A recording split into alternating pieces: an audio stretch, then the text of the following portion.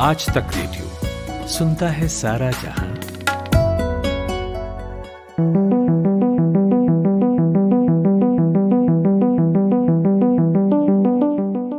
Vodafone idea ने अब अपना नाम बदल लिया है। वोडाफोन का वी और आइडिया का आई मिलकर अब वोडाफोन आइडिया वी बन गया है। व्हाट एन आइडिया सर जी। नए ब्रांड नेम के साथ ही कंपनी ने नए लोगो का भी ऐलान किया है। कंपनी अब अपने आप को फ्यूचर रेडी कह रही है और साथ में ही कई तरह के दावे भी कर रही है, जैसे कि अब उसके पास 4G के साथ साथ 5G रेडी टेक्नोलॉजी भी है। अब इनकी 4G की कवरेज डबल हो गई है, वगैरह वगैरह। लेकिन एक आम आदमी को किन चीज़ों से मतलब है? रिचार्ज का रेट कम हुआ या नहीं, मोबाइल में टावर पहले से अच्छा होगा या नहीं, और वीडियो बिना रुके चलेगा या नहीं।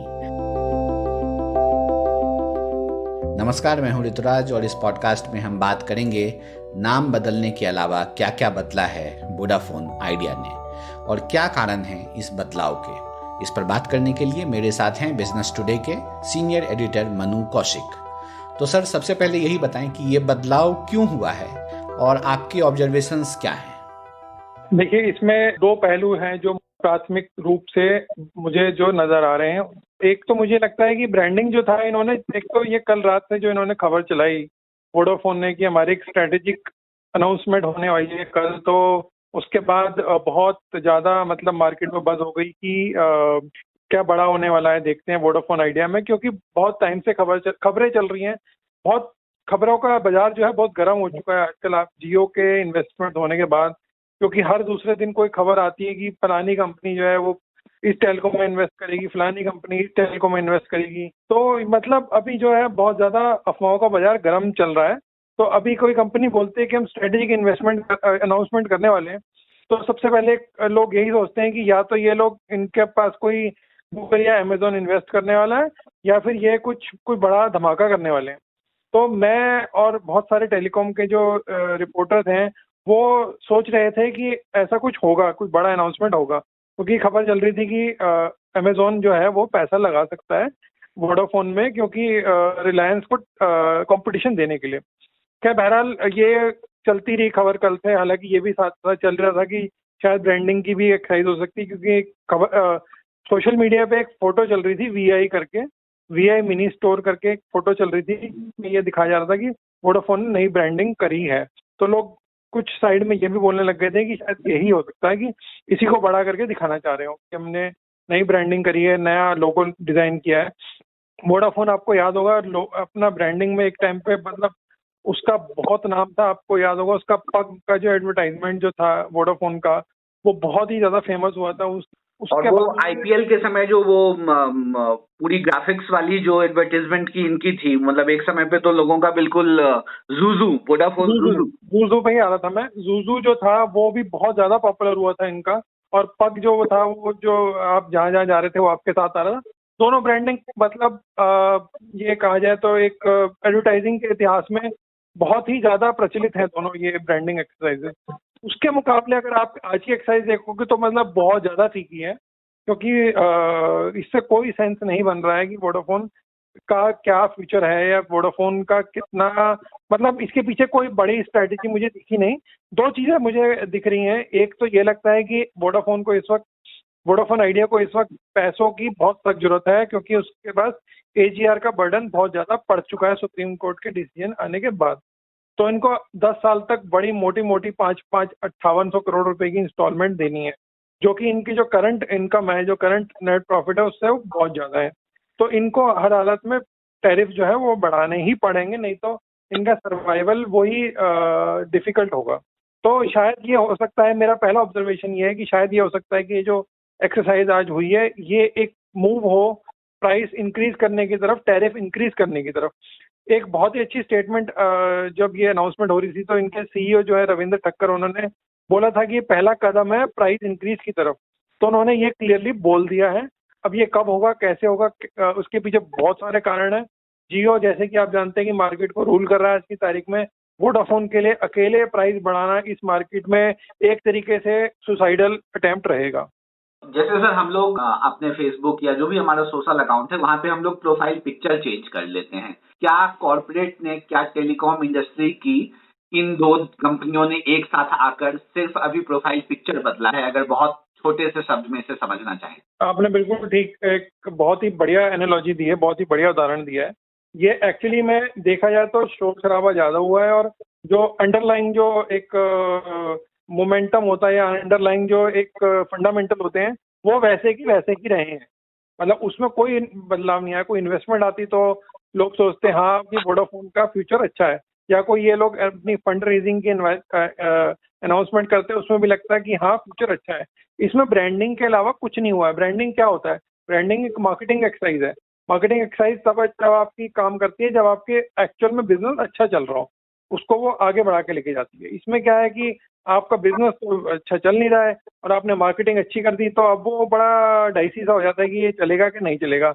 इस केस में बहुत ज़्यादा मुश्किल है चलना। और दूसरा मैं आपको ऑब्जर्वेशन जो आपको बताने जा रहा था वो ये है कि शायद ये हो सकता है कि ब्रांडिंग एक्सरसाइज एक वोडाफोन ने अपने आप को एक नया रूप देने की कोशिश की है कि भाई मेरे जो मेरे ट्रबल्स जो थे वो पीछे छूट चुके हैं। सुप्रीम कोर्ट का डिसीजन आ गया है, मेरे पास क्लैरिटी है, मेरे को कितना पैसा देना है, मेरे को बहुत अपना फ्यूचर दिख रहा है। हालांकि फ्यूचर ब्राइट नहीं है बट एटलीस्ट क्लैरिटी आ गई है कि फ्यूचर कैसा दिख रहा है। तो शायद ये हो सकता है कि नई ब्रांडिंग एक्सरसाइज अपना पुराना जो उसका परसेप्शन चला आ रहा था 1.5-2 साल से उसको हटा के एक नया परसेप्शन क्रिएट करने की कोशिश है इन्वेस्टर्स के माइंड में, बड़े बड़े ग्लोबल इन्वेस्टर्स के माइंड में, जो कि इंडिया को बहुत नए नजरिए से देख रहे हैं। जियो के इन्वेस्टमेंट्स आने के बाद वो हर आदमी जो है गूगल, फेसबुक, अमेजॉन, माइक्रोसॉफ्ट ये सब देख रहे हैं इंडिया को बहुत क्लोजली। ये लोग मतलब इंडिया की जो टेलीकॉम सेक्टर है और ई कॉमर्स सेक्टर है इसको बहुत क्लोजली फॉलो कर रहे हैं।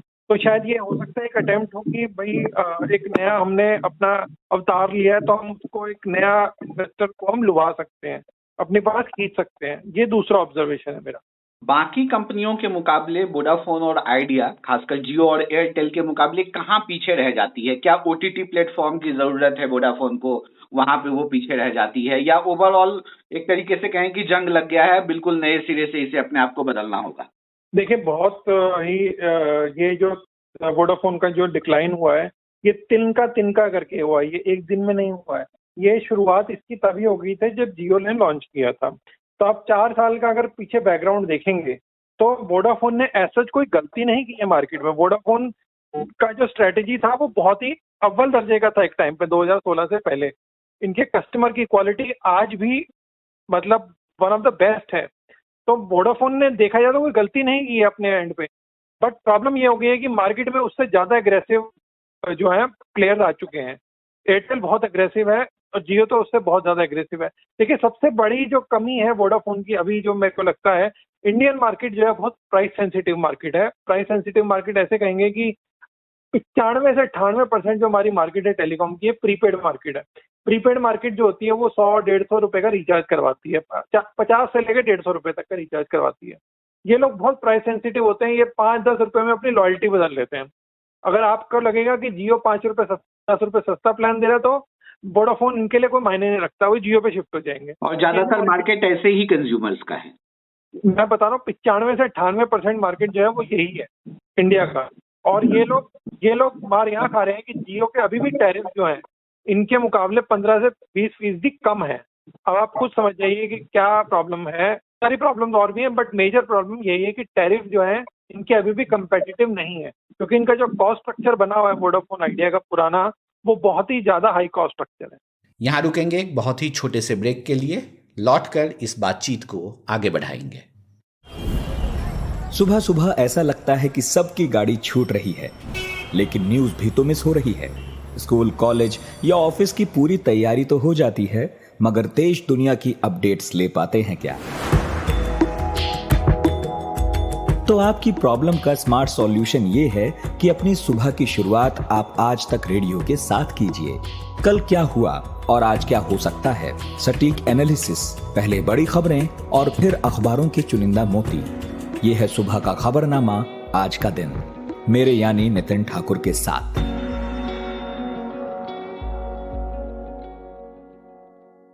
कंपनी जो है वो इन्वेस्टमेंट की कमी से जूझ रही है, नेटवर्क के बहुत सारे प्रॉब्लम होते हैं, इन सब समस्याओं से कैसे निपटेगी, खासकर तब जब पैसे की इतनी कमी से जूझ रही है कंपनी? वोडाफोन जो है वो बहुत ही बॉम्बे में बहुत स्ट्रांग रहा है शुरू से, और दिल्ली जैसे शहर में जो ज़्यादातर कस्टमर जो हैं टेलीकॉम के वो दिल्ली बॉम्बे में ही बेस्ड हैं। तो वोडाफोन ने इन्वेस्टमेंट जो है बहुत अच्छी अच्छी की थी, शुरू में बॉम्बे में करी थी। दिल्ली में इन्होंने जो 4G की इन्वेस्टमेंट करी वो बहुत पीछे रह गई। उस मामले में एयरटेल और जियो आगे निकल गए इनसे, दिल्ली के मामले में खास तौर से, क्योंकि यहाँ पर मैं दिल्ली से बिलोंग करता हूँ तो मैं पहले दिल्ली का एग्जांपल दे रहा हूँ। ओवरऑल इंडिया में जियो 4G में वोडाफोन के पास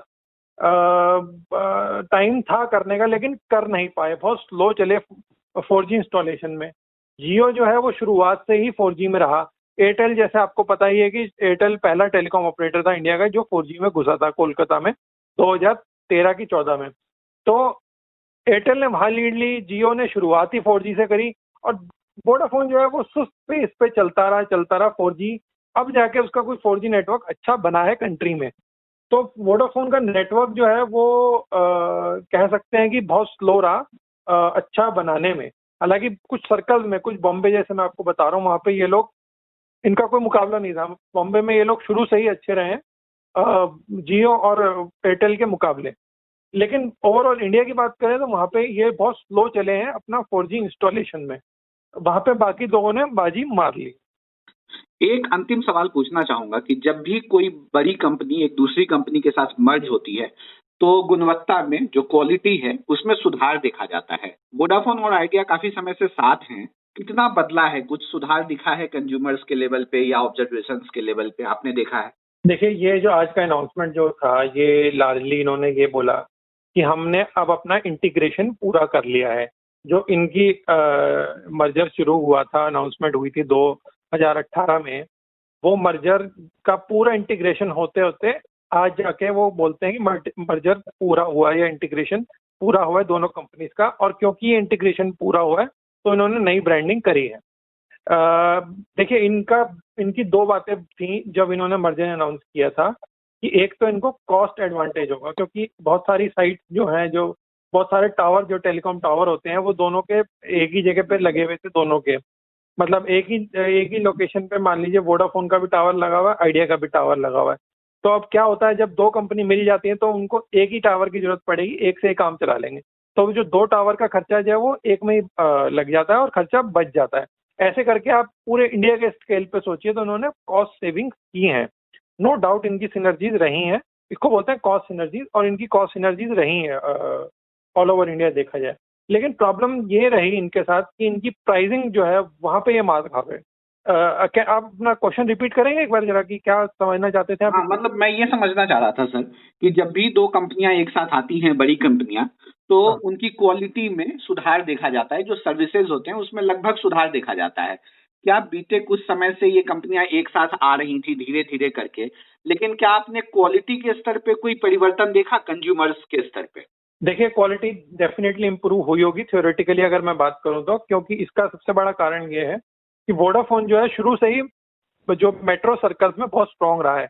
मेट्रो सर्कल्स में वोडाफोन स्ट्रांग रहा है और रूरल में आइडिया स्ट्रांग रहा है। तो ये मर्जर जब हुआ था तो सबसे बड़ा इसका कारण यही था मर्जर करने का, कि ये तुम शहरों में मजबूत हो, हम गाँव में मजबूत हैं, क्यों ना हम लोग हाथ जोड़ लें, हाथ मिला लें, और हम पूरे इंडिया के लेवल पे हम मजबूत हो जाएंगे। तो ये देखा जाए तो ये लोग इनको फायदा जरूर हुआ होगा क्वालिटी ऑफ सर्विसेज का, क्योंकि दोनों कंपनी जब मर्ज हुई है तो दोनों के पास दोनों ने 4G में भी इन्वेस्टमेंट किया है पिछले 2 साल में, जब से मर्जर हुआ है। इन्होंने काफी हैवी इन्वेस्टमेंट किया है 4G में। हालांकि अब जो है देखा जाए तो पिछले 6-8 महीने में अगर आप देखेंगे गौर से, तो अब जो केपेक्स साइकिल जो होता है, जो केपेक्स साइकिल होता है कैपिटल इन्वेस्टमेंट, जो ये कंपनी अपने नेटवर्क में लगाती हैं, मतलब नए टावर, नई जगह लगाना, ये जो है तीनों कंपनीज का, वोडाफोन, आइडिया, रिलायंस जियो और एयरटेल, ये तीनों का अभी 6-8 महीने में और आने वाले कुछ सालों में अब ये स्लो हो चुका है। अब ये कंपनियां कम पैसा लगाएंगी अपने नए नेटवर्क बनाने में या नए टावर लगाने में। उसका कारण ये है कि पिछले 4-5 साल से ये लोग खूब इन्होंने पैसा दबा के खर्च किया है नए टावर और नई साइट लगाने में। अब वो समय आ गया कि ये लोग सोचते हैं कि हमारे जो टावर जो हैं और जो हमारे नेटवर्क जो हैं वो हम काफ़ी हद तक इम्प्रूव कर चुके हैं, और जितनी जरूरत थी हम कर चुके हैं। अब जो हम करेंगे वो इंक्रीमेंटल होगा, मतलब जरूरत के तौर पे होगा। अब जरूरत ऐसा नहीं है कि हमको एक्टिवली जाके टावर लगाने, अब ये लगाएंगे तो जरूरत के तौर पे ही लगाएंगे। मतलब वो केपेक्स साइकिल जो है वो इनकी खत्म हो चुकी है तीनों ऑपरेटर्स की। इन तीनों ने खूब पैसा लगाया 3-4 साल में अपने टावर लगाने में, अपने नेटवर्क बनाने में मजबूत। तो देखा जाए तो वोडाफोन आइडिया भी इसी कैटेगरी में आता है कि इन्होंने भी पिछले 3-4 साल में खूब पैसा लगाया अपने टावर बढ़ाने में, अपना नेटवर्क सुधार करने में। अब ये साइकिल आ गई है कि अब ये तीनों कंपनियां कम पैसा लगाएंगी अपने टावर बनाने में।